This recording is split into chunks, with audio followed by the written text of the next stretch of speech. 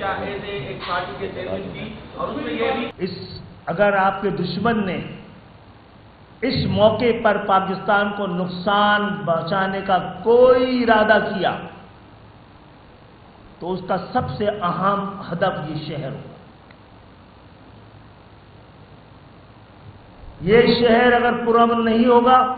اور پرامن سے زیادہ اگر مطمئن نہیں ہوگا تو پھر شہر نشانے پہ ہوگا۔ یہ شہر شہرگ ہے،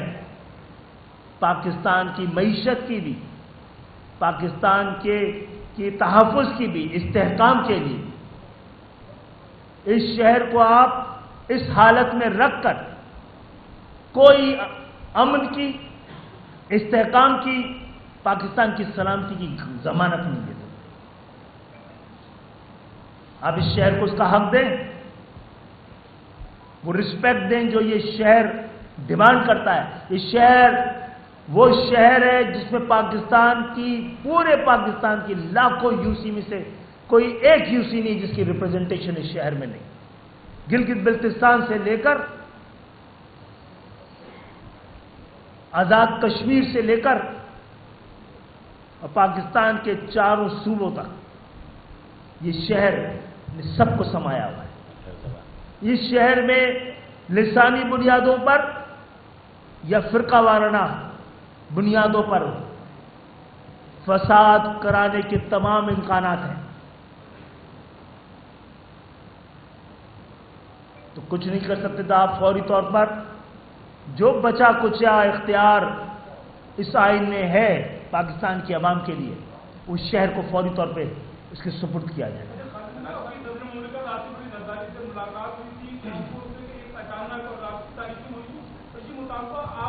نہیں، لائٹ جل رہی تھی، تاریخی ملی تو لائٹ جل رہی تھی۔ آپ کی جو ملاقات ہوئی تھی ایز اے وفاقی وزیر ہوئی تھی یا ایز اے ایک پارٹی کے چیئرمین کی، اور اس میں یہ بھی کہا جا رہا ہے کہ محسن نقوی کو ہیڈ بنا دیا جائے کہ کراچی کے جو ترقیاتی اسکیم ہے وہ ہیڈ کریں گے اور این پی کے ساتھ کوآرڈینیشن کریں گے، تو یہ بات صحیح ہے یا غلط ہے؟ جناب، وہ ملاقات چانسلر کی پرو چانسلر سے تھی۔ کوئی بات نہیں، آپ کو بات کریں، آپ چلیں پھر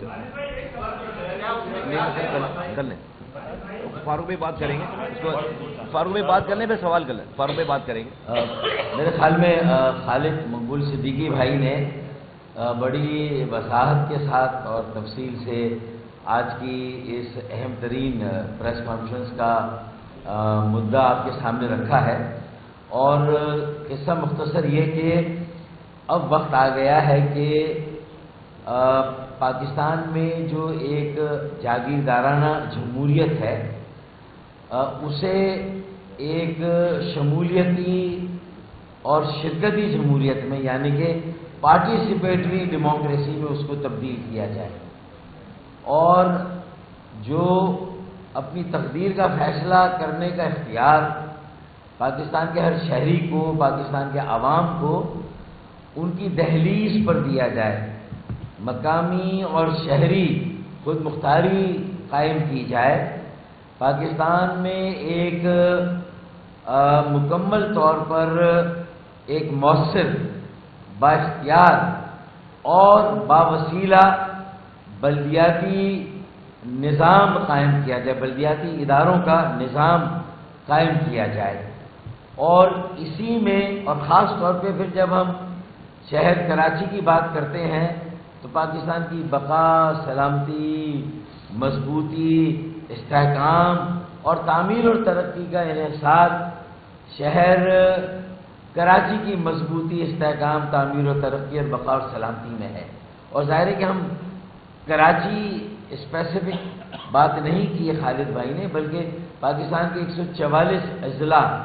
اور شہروں کو ڈیولوشن کے ذریعے، اقتدار اور اختیار اور وسائل کی منتقلی کے ذریعے انہیں اپنے پیروں پر کھڑا کرنے کی بات کی ہے کہ اگر وہ اپنے پیروں پہ کھڑے ہو جائیں گے، وہ ترقی کے انجن بن جائیں گے۔ تو دیکھیں، ایک بہت آسان سی مثال ہے کہ پاکستان میں وہ ادوار جن میں بلدیاتی اداروں کو بااختیار بنایا گیا، مؤثر بنایا گیا، باوسیلہ بنایا گیا، 3 ایسے ادوار ہیں جن میں ایسا ہوا۔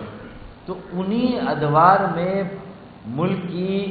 قومی معیشت کی ترقی کی شرح نمو یا ہماری اکانومی کی گروتھ ریٹ 6% تھی، 7% تھی اور 8% تھی۔ یہ جو جاگیردارانہ جمہوریت ہے، ان کے جتنے بھی ادوار گزرے ہیں ان میں ترقی کی شرح نمو 2%، 3%، 4% یا مائنس میں چلی گئی ہے۔ میرے خیال میں جو آج ہم نے اصرار کیا یا جو ایک زور دیا وہ اسی بات پہ، اور اسی مناسبت سے جو کراچی اسٹریٹجک ڈیولپمنٹ پلان ہے اس پر اگر عمل درآمد نہیں ہوا ہے تو اس پر بھی عمل درآمد ہونا چاہیے، اور میں اس کی تفصیل میں آج نہیں جا رہا۔ کل کراچی اسٹریٹجک ڈیولپمنٹ پلان سے متعلق سندھ ہائی کورٹ کی جو ڈی بی ہے وہ اپنی فائنل سماعت کرنے جا رہی۔ باقی باتیں تفصیل سے اس کی وائلیشن کہاں ہوئی ہے اس پر انشاءاللہ ہم کل سندھ ہائی کورٹ کے احاطے میں گفتگو کریں گے، اور یہ بھی اسی لیے کہ کسی بھی شہر اور ضلع کے لوگوں اور عوام کو ان کی تقدیر کا مالک یا انہیں فیصلے کا اختیار نہیں دیا گیا۔ اگر 25 کروڑ عوام کی تقدیر کا فیصلہ صرف 1200 پارلیمنٹیرینز یا صوبائی اسمبلی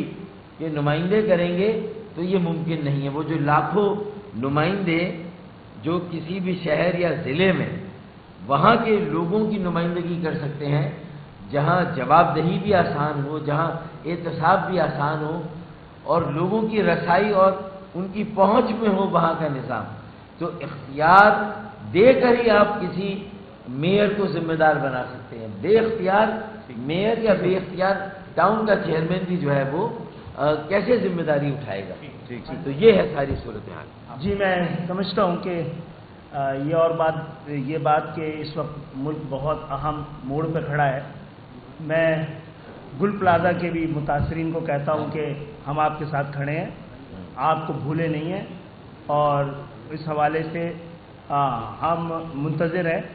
اس شہر پر قابض اور اس صوبے کا اقتدار 17 سال جن کے پاس ہے کہ وہ اقدامات کریں کہ ہمیں اس حوالے سے سڑکوں پہ آ کے بات کرنے کی ضرورت نہ پڑے۔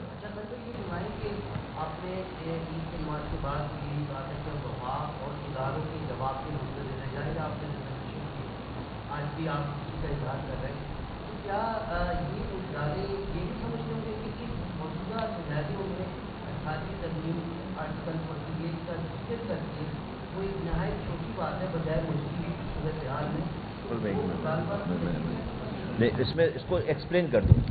دیکھیے، جب آپ آج کے سینیریو میں بات کرتے ہیں نا بار بار کہ ریجنل ایسے حالات ہیں، تیاری کیا کریں، تو ایک تو ہم فوجی تیاری کی بات کرتے ہیں، آپ کی فوج ہے ماشاءاللہ سے، آپ کی ایئر فورس ہے، آپ کی بری فوج ہے۔